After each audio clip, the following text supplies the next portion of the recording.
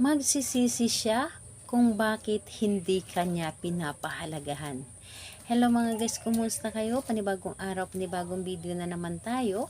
And sa araw na ito ay isa na namang video ang aking ituturo sa inyo na simpleng gabay o simpleng pamamaraan na makakatulong sa atin.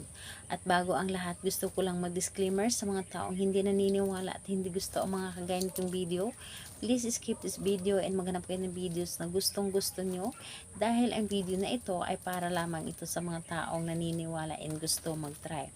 Sa lahat po ng mga nagko-comment po dito sa aking video dito sa loob ng aking channel, mag-ingat sa lahat ng mga nagre-reply sa inyo na dinadala kayo sa kanilang WhatsApp and Imo app upang makaiwas po tayo sa scam. Ngayon po ituturo ko sa inyo paano siya magsisisi kung bakit hindi kanya pinahalagahan.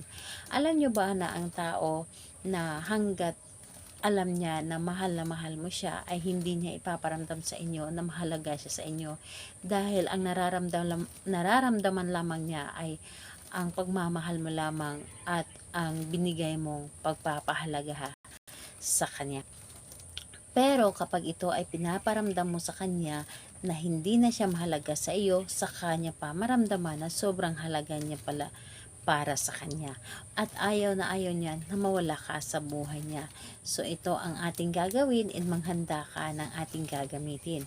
Maghanda ka ng isang larawan lamang. So larawan niya kahit na ay naka-printed ito or naka-ID size lamang pwede po. Basta larawan niya.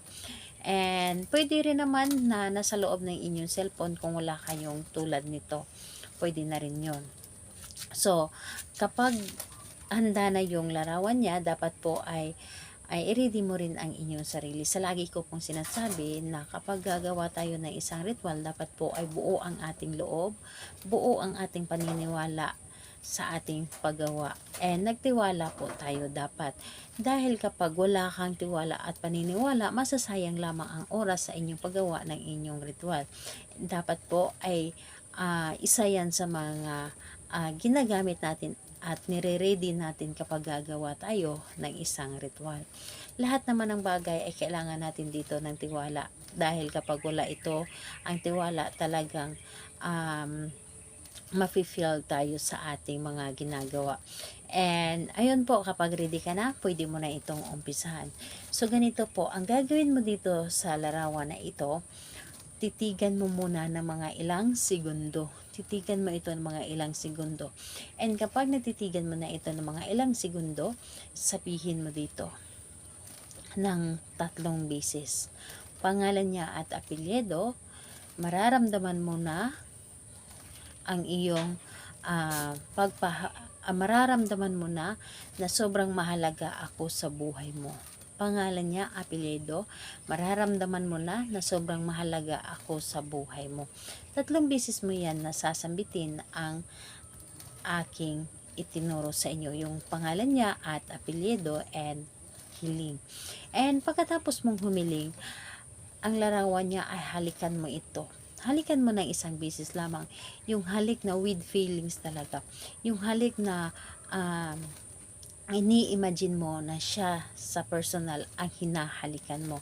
And sa magtatanong ha, pwede mo itong gawin kahit na hindi pa kayo nagkikita.